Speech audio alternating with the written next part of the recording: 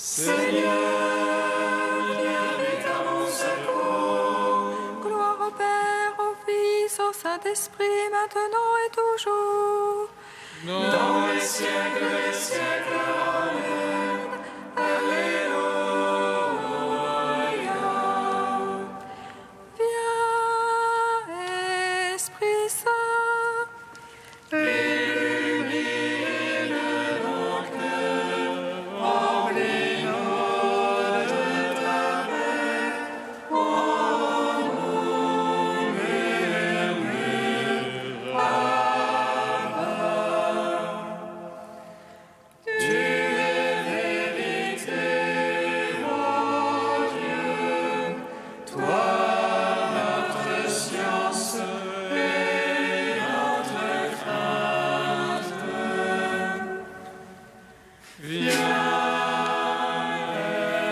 Esprit Saint, illumine nos cœurs, remplis-nous de ta paix. Oh, nous murmure, Abba.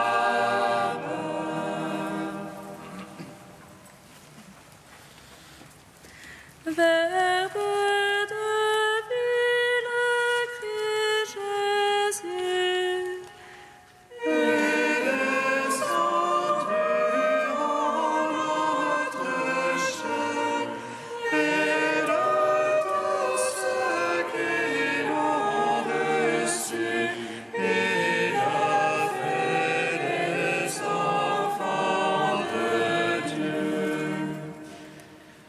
Qui voit le Fils et croit en lui, possède la vie éternelle.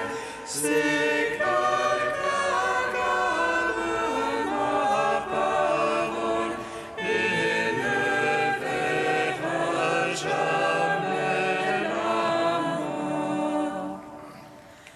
Louange au Père des lumières, gloire à son Fils ressuscité, honneur à l'Esprit de la vie, pour tous les siècles éternels.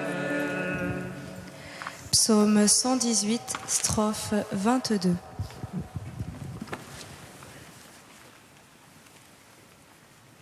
Le Christ ressuscité, Alléluia, donnera paix à son peuple, Alléluia. Le Christ ressuscité, Alléluia, donne la paix à son peuple, Alléluia. Que mon Christ soit proche de ta face. Par ta parole, fais-moi comprendre. Que ma prière arrive devant ta face. Par ta promesse, délivre-moi. Que mes lèvres publient ta louange. Car tu m'apprends tes volontés. Que ma langue redise ta promesse. Car tous tes ordres sont justice. Que ta main me soit en aide. Car j'ai choisi tes préceptes. J'ai désiré ton salut, Seigneur. Ta loi fait mes délices. Que vive mon âme à te louer. Tes jugements me soient en aide. Je m'égare de brebis perdues. Viens chercher ton serviteur. Non, je n'ai pas oublié tes commandements. grand salut selon ta promesse. Gloire au Père, au Fils, au Saint-Esprit, pour les siècles des siècles. Amen. Le Christ est ressuscité. Alléluia. Donne la paix à son peuple. Alléluia. Psaume 127. Que tous les peuples chantent ta gloire. Alléluia. Que tous les peuples chantent sa gloire. Alléluia. Vous qui craint le Seigneur et marche en ses voies. De la main de tes mains tu profiteras pour ton aise et bien-être. Ton épouse une vigne fructueuse. Encore dans ta maison. Tes fils des plants d'olivier. Alentour de la table. Voilà de quel bien sera béni. Celui qui craint Dieu. Que le Seigneur te bénisse de Sion tous les jours de ta vie. Puisses-tu voir Jérusalem dans le bonheur et voir les fils de tes fils dans sur Israël. Gloire au Père, au Fils, au Saint-Esprit, pour les siècles des siècles. Amen. Que tous les peuples chantent ta gloire. Alléluia. Psaume 128. Quand il montra qu'il est ma jeunesse, à Israël de le dire. Tant il montra quelle est ma jeunesse, ils m'ont passé le dessus. Sur mon dos ont labouré les laboureurs, allongeant leur sillon. Mais le Seigneur qui est juste a mis en pièces le jour des impies. Qu'ils soient tous confondus, repoussés, les ennemis de Sion. Qu'ils soient comme l'herbe des toits, que aussi le vent baisse. Le moissonneur ne remplit pas sa main, ni le liard son giron. Et point ne diront les passants, le Seigneur vous bénisse. Gloire au Père, au Fils, au Saint-Esprit, pour les siècles des siècles. Amen. Que tous les peuples chantent ta gloire. Alléluia. Cantique d'Isaïe 55, page 298. Vous tous qui avez soif, venez vers l'eau, même sans argent, venez. Sans payer, achetez du blé, consommez du vin et du lait. Pourquoi dépenser votre argent pour autre chose que du pain? Pourquoi dépenser vos forces sans jamais être rassasiés? Écoutez donc, écoutez-moi, et mangez ce qui est bon. Tendez l'oreille, venez vers moi, écoutez, vous vivrez. Cherchez le Seigneur jusqu'à ceux qui se laissent trouver, invoquez-le car il est proche. Que le méchant abandonne ses voies, l'homme malfaisant ses pensées. Qu'il retourne vers le Seigneur, qui lui montrera sa tendresse. Qu'il aille vers notre Dieu, lui se surpasse pour pardonner. Ô est le ciel au-dessus de la terre, et les voies au-dessus de vos voies. Autant l'un est élevé au-dessus de l'autre, autant mes pensées au-dessus de vos pensées. Comme des cieux descendent pluie et neige, et n'y remonte pas sans avoir arrosé la terre. L'abord fécondé fait germer, pour qu'elle donne la semence puis le pain. Ainsi fait la parole sortant de ma bouche, elle ne revient pas sans résultat. Sans avoir exécuté ce qui me plaît, et réussit sa mission. Rendons gloire au Père Tout-Puissant, à son Fils Jésus-Christ le Seigneur, à l'Esprit qui habite en nos cœurs, pour les siècles, Amen.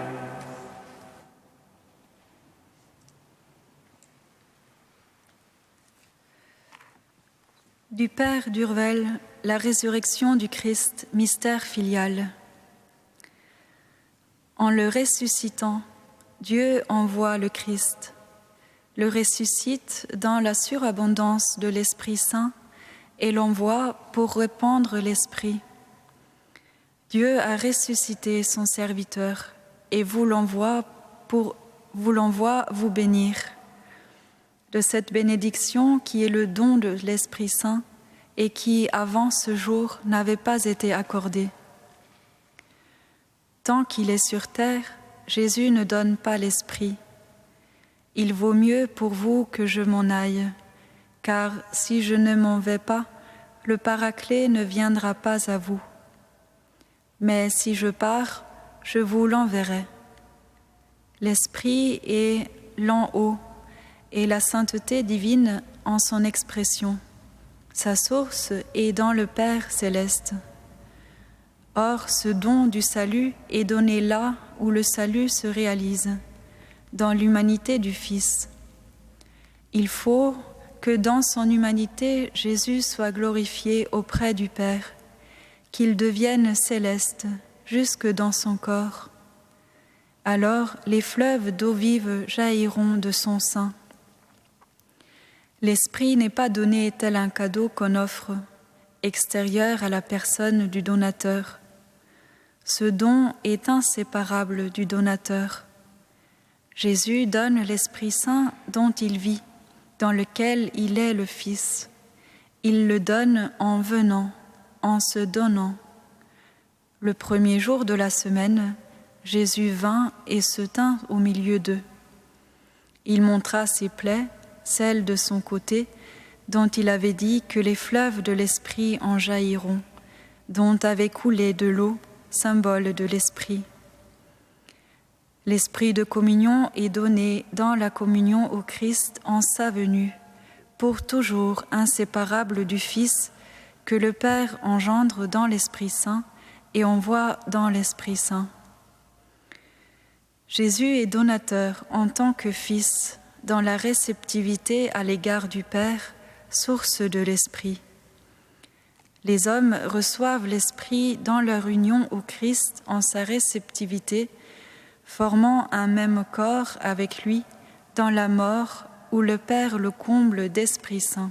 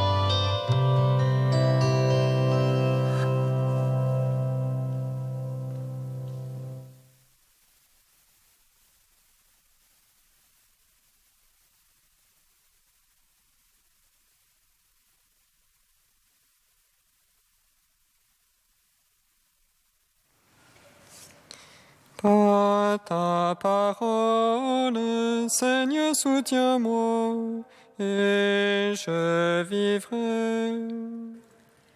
Par ta parole, Seigneur, soutiens-moi, et je vivrai.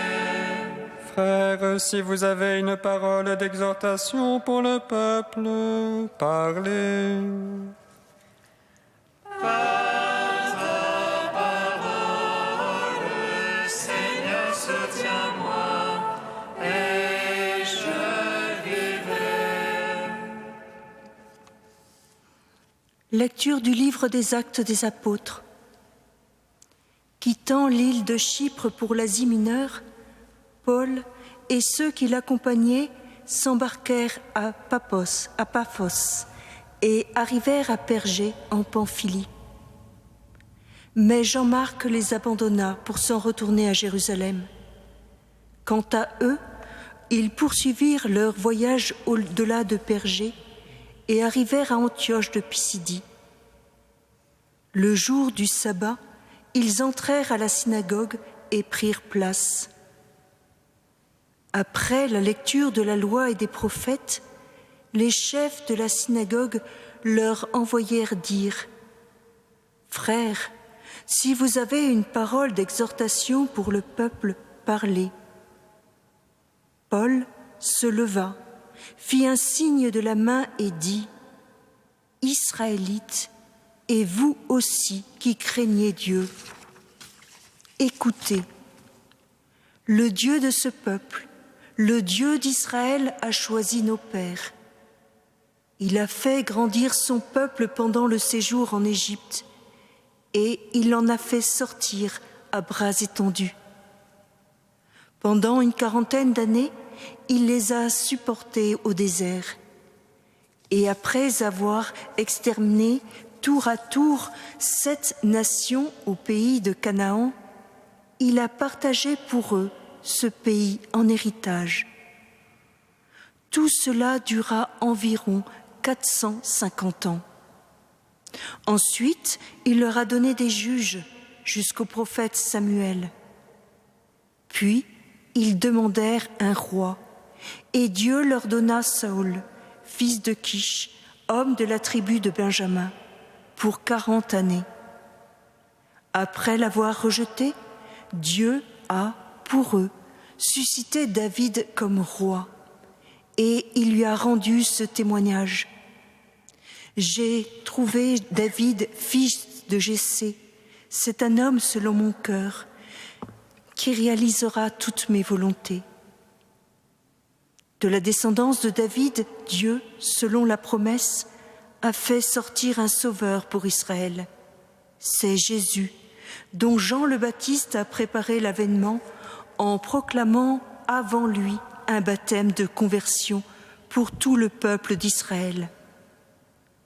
Au moment d'achever sa course, Jean disait : « Ce que vous pensez que je suis, je ne le suis pas, mais le voici qui vient après moi, et je ne suis pas digne de retirer les sandales de ses pieds. » Gloire à toi, Seigneur, louange à toi. Gloire à toi, Seigneur, louange à toi.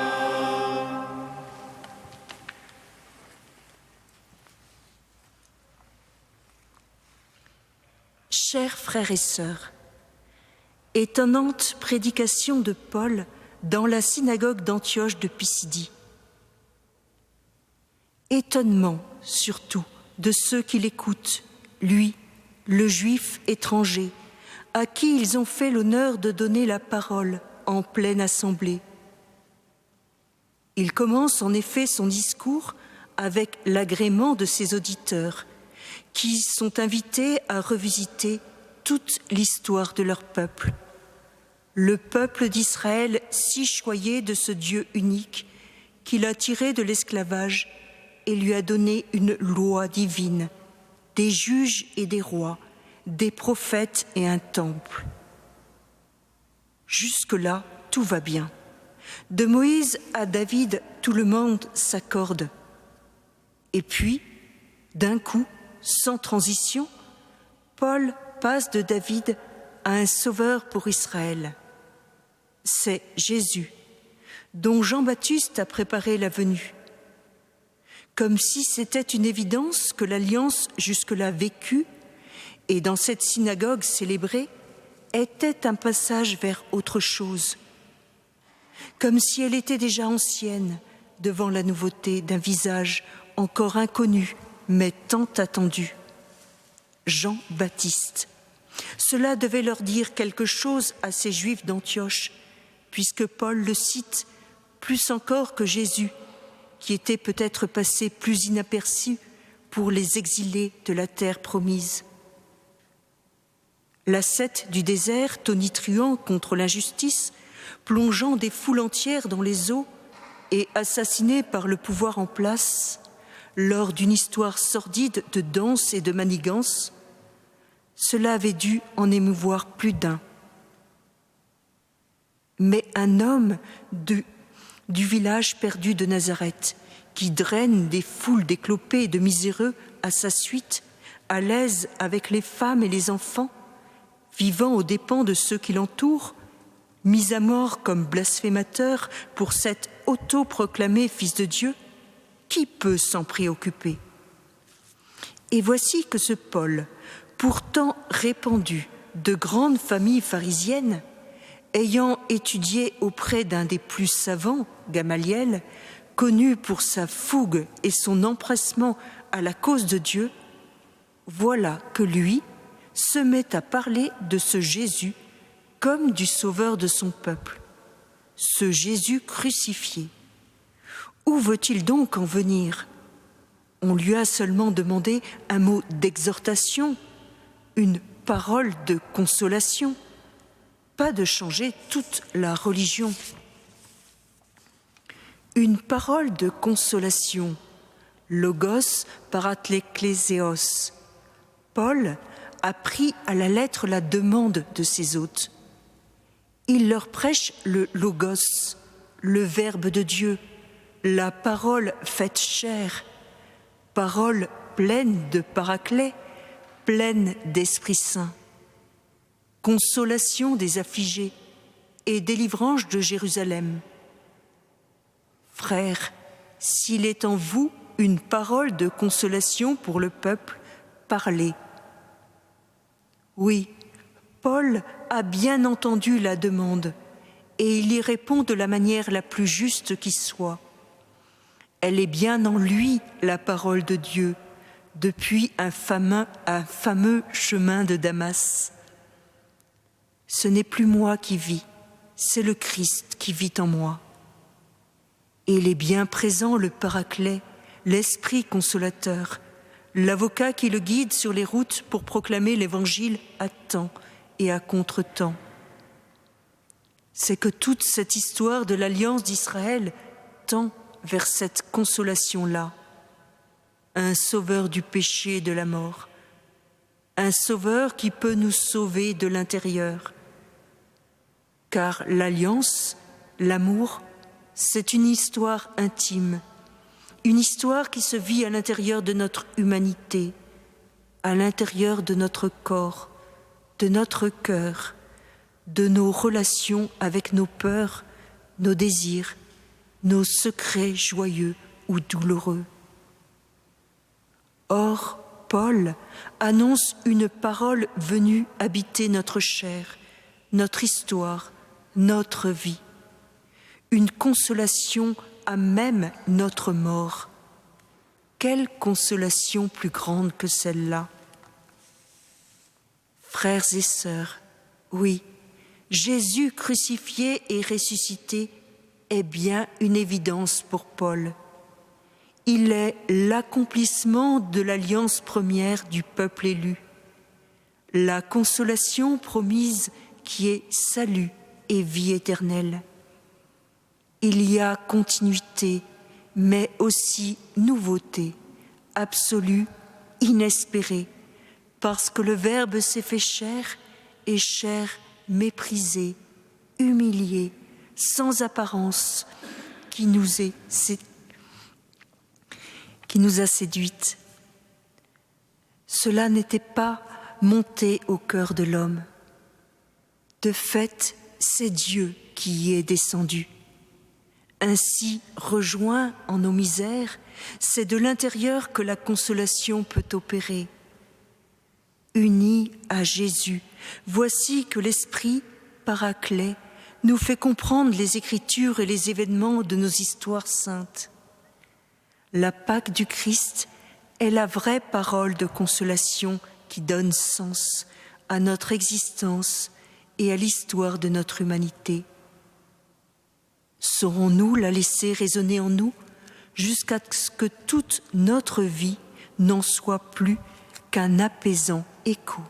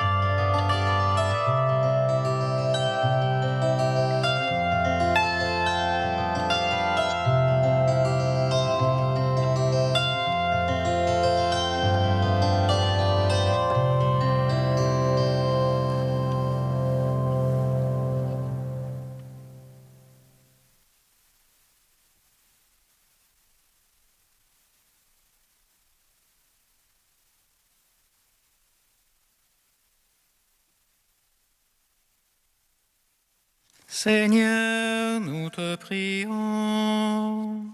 Seigneur, nous te prions. Pour les chrétiens persécutés de nos jours, Seigneur, nous te prions. Donne-leur le courage de professer leur foi. Seigneur, nous te prions. Pour les personnes qui souffrent de la solitude, Seigneur, nous te prions. Qu'elles expérimentent ta proximité, le soutien de leurs frères. Seigneur, nous te prions. Par l'intercession de Sainte Marie de l'Incarnation, Seigneur, nous te prions pour les enseignants et les formateurs, qu'ils sachent transmettre l'amour de la vérité, éduquer aux valeurs spirituelles et authentiques. Seigneur, Dieu saint, Dieu fort, Alléluia, saint immortel, Alléluia. Dieu saint, Dieu fort, Alléluia, saint immortel, Alléluia.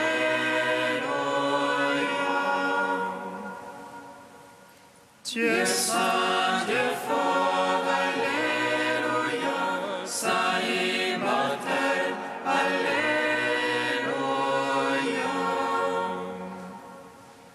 Gloire au Père et au Fils et au Saint-Esprit, maintenant et toujours et dans les siècles des siècles. Amen. Saint immortel, Alléluia.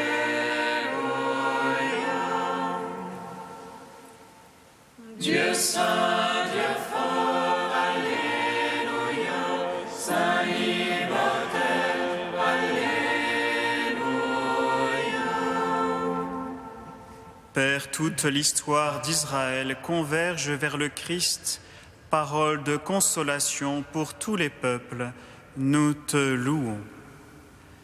Notre Père qui es aux cieux, Que ton nom soit sanctifié, que ton règne vienne, que ta volonté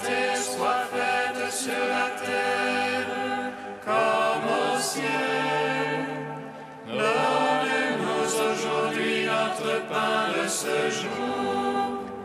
Pardonne-nous nos offenses, comme nous pardonnons aussi à ceux qui nous ont offensés. Et ne nous soumets pas à la tentation, mais délivre-nous du mal. Car c'est à toi qu'appartiennent le règne, la puissance et la gloire, pour les siècles des siècles. Amen.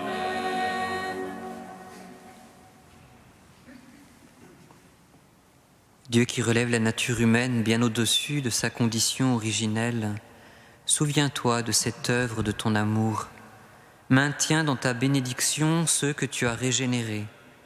Par Jésus-Christ, ton Fils unique, notre Seigneur et notre Dieu, qui vit et règne avec toi dans la communion de l'Esprit Saint, maintenant et pour les siècles des siècles. Amen. Bénissons le Seigneur. Nous rendons grâce à Dieu. Amen.